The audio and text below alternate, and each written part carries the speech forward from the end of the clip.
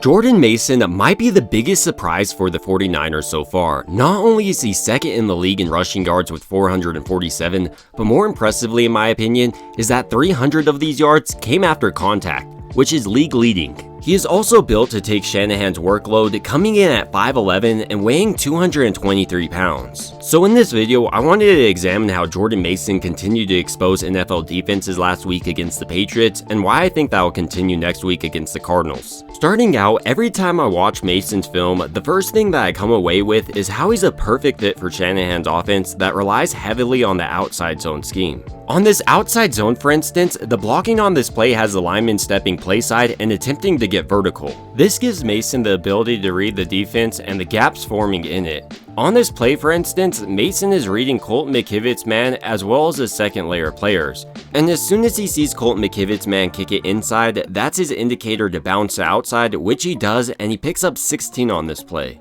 Another thing that makes him so effective in this outside zone scheme is his ability to really press these gaps. On this play, for instance, it almost looks like he's shooting inwards before breaking outside. What this does is effectively funnel the defense towards the middle of the field and frees the second layer players, which allows Mason to bounce outside.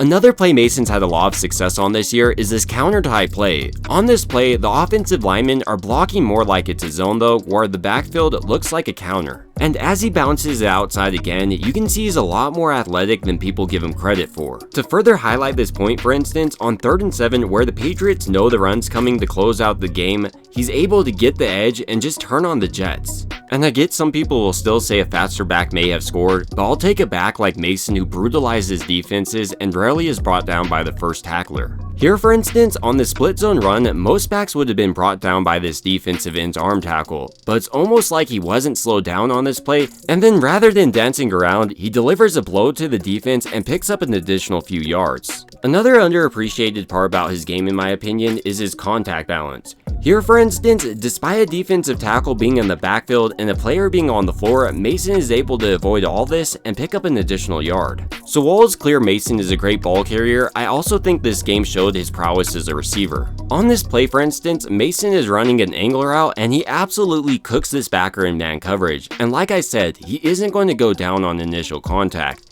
And if it wasn't for this questionable penalty, this would have been his first receiving touchdown. In a similar way on this play, the defense is running zone coverage with Mason running an angle route. He once again proves he's a great dump-off option, picking up 13. And now Jordan Mason is set to face off against the Cardinals, a team that just gave up 200 yards last week to the Commanders. So I expect him to continue to look like one of the best backs in the league. But ultimately, these are just some of my thoughts about how Mason continues to expose NFL defenses on the year, and I'd like to hear your thoughts about Mason's breakout year. It would also mean a ton to me if you could like and subscribe, and as always, I hope you guys have a great rest of your day.